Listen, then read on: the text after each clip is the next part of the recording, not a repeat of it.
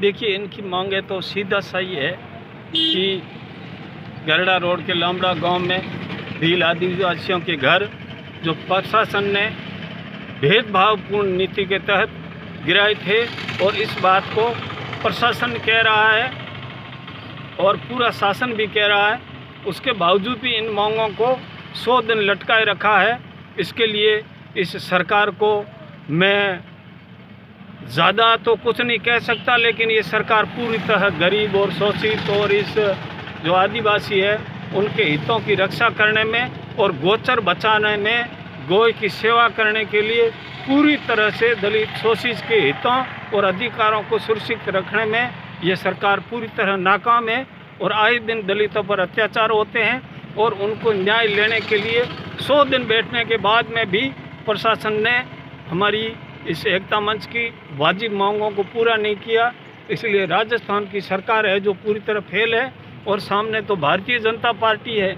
उन लोगों ने भी आकर के एक दिन भी इस हमारी इस जो जायज़ मांगों के लिए प्रशासन कह चुका है कि ये बात सही है, लेकिन जो विपक्ष है राजस्थान का वो जातिवाद से ग्रसित है। उसका जो जिला अध्यक्ष से लेकर के पूरी जिले की कार्यकारिणी है वो बिल्कुल भेदभावपूर्ण और दबू प्रवृत्ति की है। ये अनुसूचित जाति और जनजाति के लोगों के बिल्कुल हितों के लिए कतई परवाह नहीं करते हैं।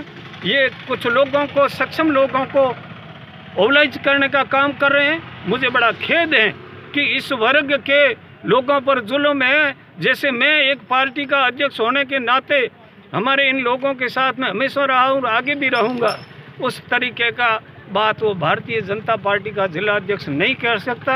आज दिन तक भी मेरा दोस्त है, अच्छा है, समाज का है, लेकिन मुझे इस बात का बड़ा दुख है कि वो पार्टी के बंधन में बंद करके सम्मति ताकतों को ओबलाइज करने और उनको खुश करने के लिए एक भी शब्द आज दिन तक उसने नहीं बोला है। और उसने न तो आकर के इन गरीबों के लिए एक बार भी बोला है। एक बार, पहली बार हम जब गए वहाँ जाके कहे ये हटना चाहिए, इनके साथ में ऐसा होना चाहिए।